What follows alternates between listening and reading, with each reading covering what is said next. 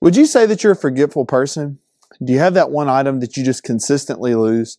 For my wife, it's her phone. And look, I'm glad she isn't attached to it so that she always has it on her. But pretty consistently, before we leave to go somewhere, I'm going to hear, JJ, I've lost my phone. Usually we got the Find My iPhone app on my phone to find hers pretty regularly. I can't hate on her too bad though. Keys are my issue. And yes, I try to put them in the same place each time, but inevitably, there comes a time where I just drop them down where I shouldn't have. And look, unfortunately, there's no Find My Keys app. Forgetting and missing things is a part of human existence, and some of us are better than others at it. But I wonder though, if we don't do this sometimes with other people. And here's what I mean.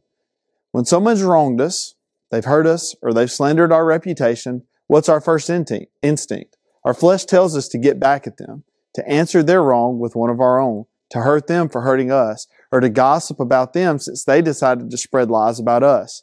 Be careful though. Is that response biblical? Is that from God? Based on Ephesians 4:31 through 32, I'd say not.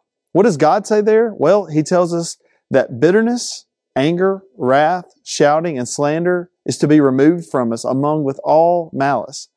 These have no place in the life of the believer. Not only that, in 32, He gives us this incredible reminder. Be kind and compassionate to one another, forgiving one another, just as God forgave you in Christ. This is the part we become forgetful. We're so easy to forget what God has done for us in Christ. See, that's the key to forgiveness, remembering what God has done for you. We were wretched, wicked, sinful humans. And yet, like Romans 5:8 tells us, while we were still sinners, Christ died for us. When we don't forgive, we've forgotten what God has already done for us.